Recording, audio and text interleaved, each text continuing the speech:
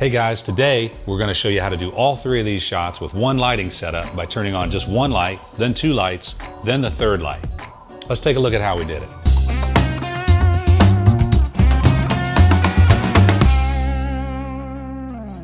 All right guys, so today I'm going to be the model for this and get a self-portrait, get a promotional photo, which is something that you guys could do for yourselves as well to show off your photography skills. First light we've got is our key light.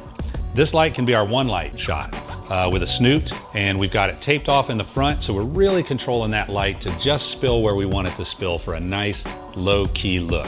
You can see we've got a gel on here kind of hanging out. We were trying different colors. We decided not to do that, but just know we experimented a lot before we arrived at the shot that you're seeing today. All right, now our fill light over here for when we do our two light setup also has a snoot, also has tape across the front, as you can see, giving us a horizontal line, really controlling where that light's going, really spilling down on my arm and lower part of my body here that was kind of dark in the other shot, but not affecting the face too much because that's being controlled on this side. And then the backlight that we have has a 40-degree grid in there to control the amount of spill from the light. We want it to fan out some, but we don't want it to fan out too far.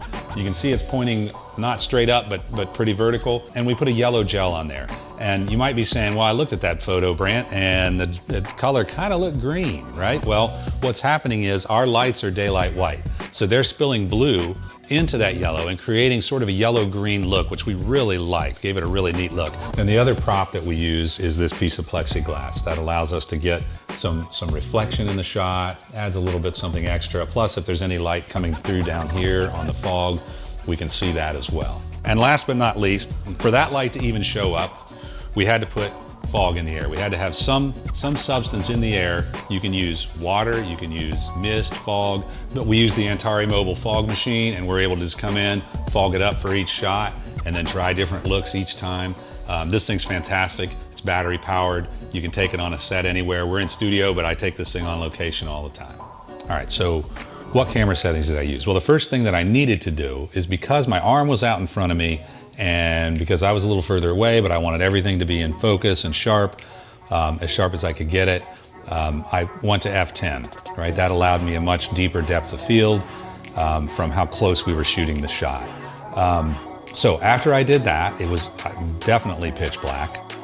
I left it at 1/125th because we have a flash to freeze the fog in the air, so that's not a problem.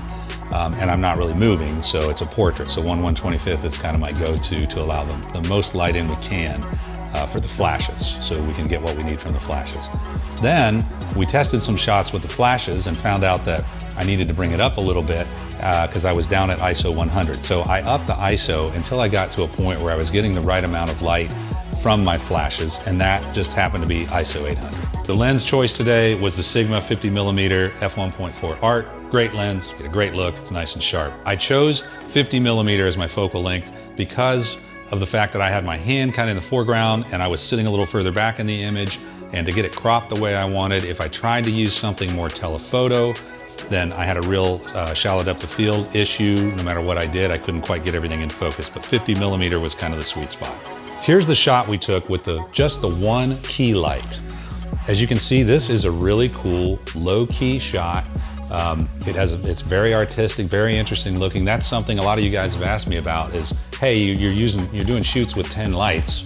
Can you show us what to do with one light or two lights? So this is something you can do with one light that looks really cool, give you a really cool profile photo for you as a photographer to show off what you can do.